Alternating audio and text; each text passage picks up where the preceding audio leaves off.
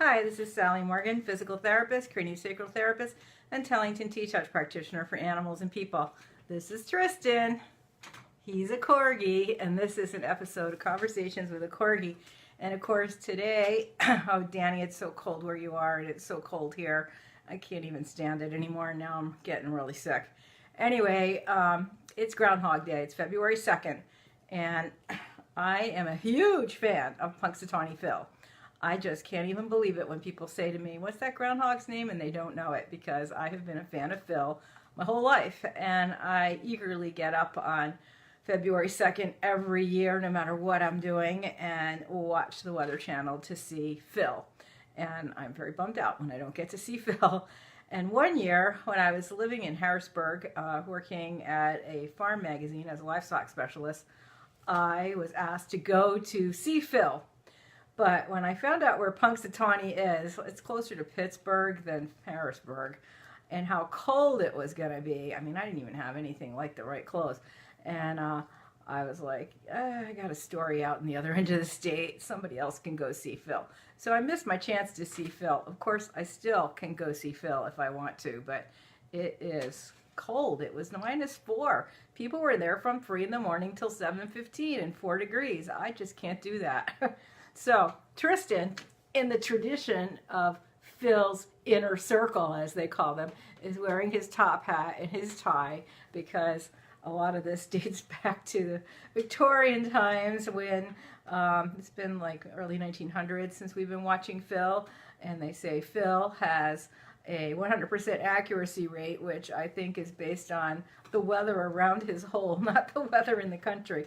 So today, Phil did not see his shadow, which means we have an early spring. Oh my God, the cheering was unbelievable, and I was one of those people trying to cheer with my scratchy voice to say hooray, because this cold just drains you so much.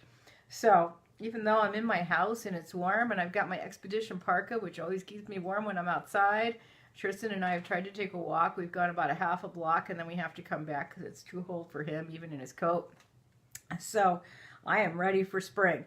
And I have to say, I don't know if I'm the only person, but it seems weird to me that when Phil doesn't see his shadow, that we're having an early spring. When he sees his shadow, one would think that the sun was nice and warm and high and it wasn't cloudy out, so that we would get a shadow, which would then mean spring because it's sunny. But in fact, the shadow means that it's winter. So 19 times Phil has said it's going to be an early spring, and over 100 times he said more winter. So gotta love Phil today, because I'm agreeing with him. And I have to say, when I was living in Harrisburg, my office at this magazine was across the street from a giant cemetery, like 10 acres. And it was inhabited by hundreds of groundhogs. And I would take my lunch across the street every day and eat on one of the little stone benches and watch the groundhogs. And I just love them. They have a fascinating lifestyle. I mean, they're akin to the prairie dogs and the gophers that people have in other parts of the country.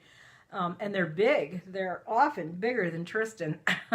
And Phil, in fact, is not quite the size of Tristan. Some guy was holding him on his arm for 10, 15 minutes, which is a lot of heavy animal to have on your hand. And I have, in fact, met Phil. He's on display, pen at a museum in that area of Pennsylvania. And so you can go and like wave to Phil and say hi. And I heard that those people in the cold were going to get pictures with Phil. Oh, it's a lot of flash bulbs for a little animal. But I am a huge fan of Phil. And once I was in a breakfast store and they had stuffed Phils, and I didn't buy one. And I sometimes regret it, because I do love Phil so much. But on the other hand, do I need more stuff, and do I need a stuffed Phil? Not really. I have Tristan. And in fact, this year's Phil Festival has made me think, maybe Tristan would be a good groundhog, and maybe I can make him a groundhog costume. Let's face it, except for the ears, Corgis are pretty much groundhogs already, but the wrong color. So I would have to make him a costume. And then I was thinking about how to make him a stump to come out of. And of course, at the Philly Corgi picnic, having Tristan dressed as Punxsutawney Phil would be quite the hit, because people there love Phil. And of course, maybe not in Nevada would it be such a thrill to see Punxsutawney Phil.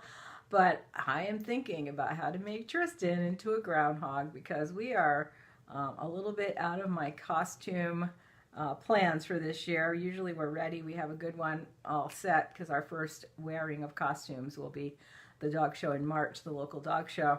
And I am away for a good week and a half of February. So I don't know. Do we have time to make you a Phil costume? You could go as you are and I could get someone else to dress as Phil. So looking forward to an early spring, and hopefully we will see you guys again tomorrow. Everybody stay warm because the theory that it's getting warmer seems to be just that, a theory. I don't feel that it's that much warmer. And I will be here drinking hot water and ginger and using a lot of Kleenex apparently. I don't know what I have, but I'm not healthy. What do you think, Tristan? Do you want to go meet Phil? I think he would scare you. He's very big. He has big teeth.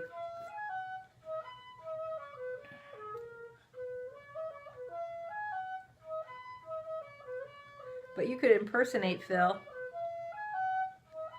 I think it's a good costume for a wheel corgi to be Phil. Honestly, you could make that stroller into a tree stump. Dress your corgi in a groundhog costume and you're good to go. Anyway, thanks for joining us. Everybody stay warm. We'll see you tomorrow.